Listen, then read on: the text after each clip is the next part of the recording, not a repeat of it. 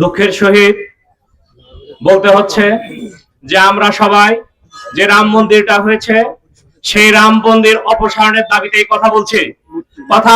কথা আরো বলা দরকার, এই হরিদাস যখন ময়মনসিংহে ছিল তখন তাওহীদ নাম গ্রহণ করে আমাদের একটা মুসলিম বোনকে বিয়ে করেছিল, এটা সত্য না মিথ্যা? এখন সে মুসলিম বোনকে বিয়ে করার পর আবার সে ধর্মান্তরিত হিন্দু হয়ে গেল। এখন এই মুসলিম বোনের পরিস্থিতি কি, এবং সে আমাদের মুসলমান বোনদের ইজ্জত নিয়ে লুটোপুটি খেললো কিনা, এটারও বিচার হওয়া দরকার। আমি আজকে একটা কথাই শুধু বলবো যে হচ্ছে হরিদাসের মতো আরো কোন হরিদাস আমাদের এই ধর্ম পরিত্যাগ করে আবার কোন মুসলিম বোনকে বিয়ে করে আবার আমাদের সাথে প্রতারণা করছে কিনা, এবং এই প্রতারণার বীজ সে সারা বাংলাদেশে ছড়িয়ে দিচ্ছে কিনা, এসব দেখাটা অত্যন্ত জরুরি। আমাদের যে চৈতালি যে কথাটা বলেছিল হিন্দু প্রদেশ করা হবে, সে বারবার বলে হিন্দু প্রদেশ করা হবে। মাননীয় স্বরাষ্ট্রমন্ত্রী বললেন এই হিন্দু প্রদেশ, উনি যেটা বলেছে চৈতালি, এটা হচ্ছে স্লিপ অফ টাং।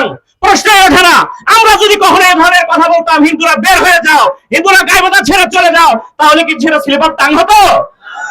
আমরা অনেক ধৈর্যের পরিচয় দিয়েছি, আমরা অনেক ধৈর্যের পরিচয় দিয়েছি, আমরা অনেক ধৈর্যের পরিচয় দিয়েছি।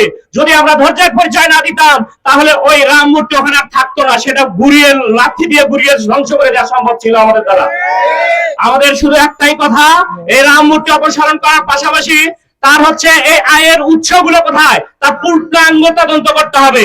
এর পাশাপাশি সে আমাদের মুসলিম বোনকে বিয়ে করে যে আমাদের সাথে প্রতারণা করেছে, মুসলিমদের সাথে প্রতারণা করেছে, একটা বিয়ে নিয়ে প্রতারণা করেছে, তারও বিচার আমি চাই। এবং এই গাইবান্ধা নাগরিক সচেতন ফোরামের মধ্য থেকে এই দাবিটা রেখে আমি আমার বক্তব্য এখানেই শেষ করছি।